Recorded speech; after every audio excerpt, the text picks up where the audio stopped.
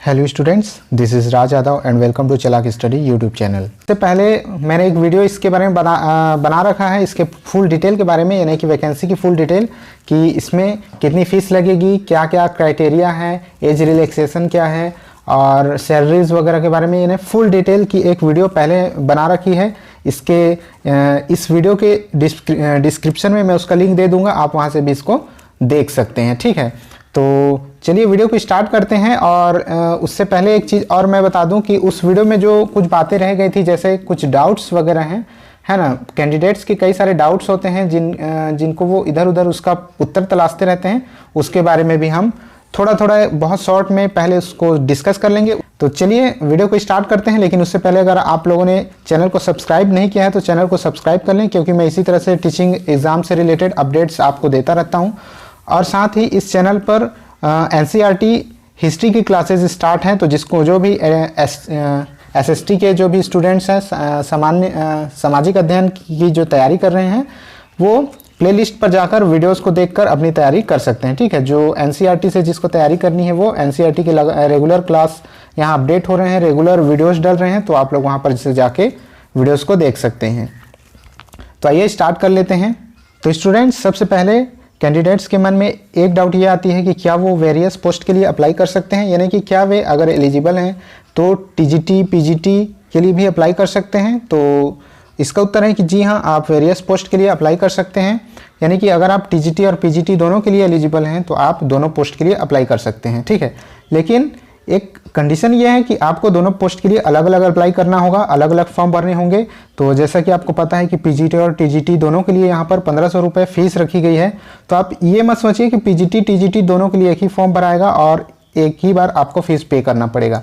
आपको अगर पीजीटी, ठीक है, पीजीटी और टीजीटी, अगर पीजीटी और टीजीटी दोनों का फॉर्म भरना है तो आपको दोनों के लिए अलग अलग फीस पेड करना पड़ेगा। इससे आपका फीस हो जाएगा 3000 रुपये। ठीक है, अब दोस्तों, बहुत सारे कैंडिडेट्स को अपने सब्जेक्ट कॉम्बिनेशन को लेकर के बहुत कन्फ्यूज़न रहता है। ठीक है, वो जो सब्जेक्ट लेकर के पढ़े हुए हैं उनको लेकर के उनको काफ़ी कन्फ्यूज़न रहता है कि उस सब्जेक्ट कॉम्बिनेशन वाले उस वैकेंसी को भर सकते हैं नहीं। तो थोड़ा सा शॉर्ट में इस सब्जेक्ट कॉम्बिनेशन के बारे में समझ लेते हैं। तो जैसे कि हम लोग देखते हैं कि पीजीटी के लिए, ठीक है, 2 ईयर का जो मास्टर डिग्री बोला गया है, जिस सब्जेक्ट में आप अप्लाई करेंगे वो तो आपको रहना ही है, लेकिन उसके साथ साथ कुछ सब्जेक्ट में कुछ कंडीशन भी होते हैं। जैसे कि यहाँ पर पीजीटी हिंदी में देख सकते हैं आप, पीजीटी इंग्लिश में तो यहाँ पर देख सकते हैं, यहाँ कोई कंडीशन और लिखा नहीं है। यहाँ बस ये दिया गया है कि आप अगर इंग्लिश में पीजी हैं, इंग्लिश लिटरेचर से, तो आप भर सकते हैं।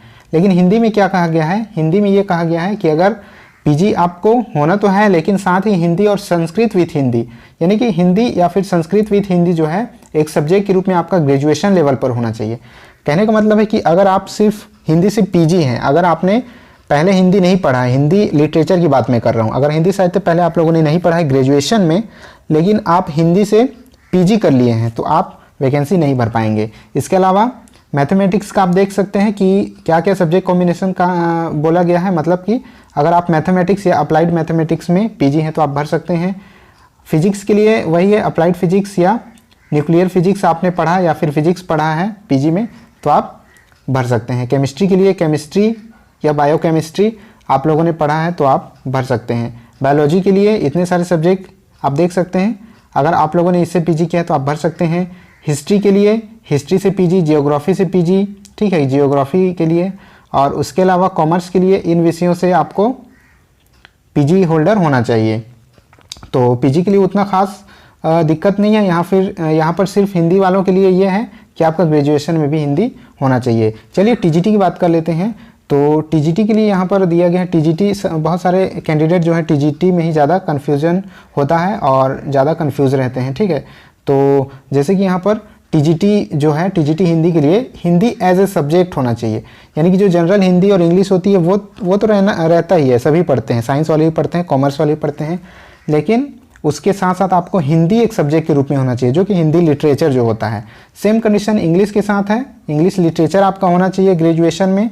ठीक है, सबसे ज़्यादा कन्फ्यूजन जो है टीजीटी एसएसटी वालों को होता है, यानी कि सोशल स्टडीज़ वालों को होता है। तो सोशल स्टडीज़ के लिए यहाँ पर 4 विषय का एक कॉम्बिनेशन दिया गया है, हिस्ट्री है, जियोग्राफी है, इकोनॉमिक्स है, साइंस है।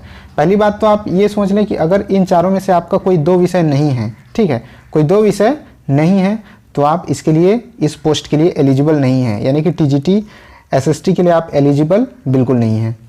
पहली कंडीशन है। दूसरी कंडीशन है, अगर आपका इनमें से 2 सब्जेक्ट तो है लेकिन हिस्ट्री या जियोग्राफी नहीं है, 2 सब्जेक्ट है लेकिन हिस्ट्री या जियोग्राफी नहीं है, तब भी आप इसके लिए एलिजिबल नहीं है। अगर आपने इकोनॉमिक्स और पॉलिटिकल साइंस तो पढ़ा है, इसके अलावा तीसरा कोई और विषय पढ़ा है, हिस्ट्री और जियोग्राफी आपने नहीं पढ़ा है, तब भी आप इसके लिए एलिजिबल नहीं है। यानी कि आपको आपका एक विषय हिस्ट्री या जियोग्राफी में से एक होना चाहिए और एक विषय जो है, बाकी जो 3 बच जाते हैं उनमें से कोई एक होना चाहिए। ठीक है, उम्मीद है समझ गए होंगे। तो इसके लिए इतनी ही थी यहाँ हिंदी के लिए, एसएसटी के लिए। और मैथमेटिक्स के लिए आप देख सकते हैं कि इतने, मैथमेटिक्स के अलावा एक विषय इनमें से होना चाहिए। ठीक है, chemistry, electronics, computer science, economics, commerce and statistics. ठीक है, इनमें से एक विषय होना चाहिए मैथ के अलावा। और साइंस के अलावा, साइंस के लिए भी आप देख सकते हैं कि साइंस में इन तीनों विषयों में से कोई 2 विषय आपके होने चाहिए, तो आप भर सकते हैं। तो ये हुई एलिजिबिलिटी की बात कि कौन कौन से सब्जेक्ट कॉम्बिनेशन वाले कर सकते हैं।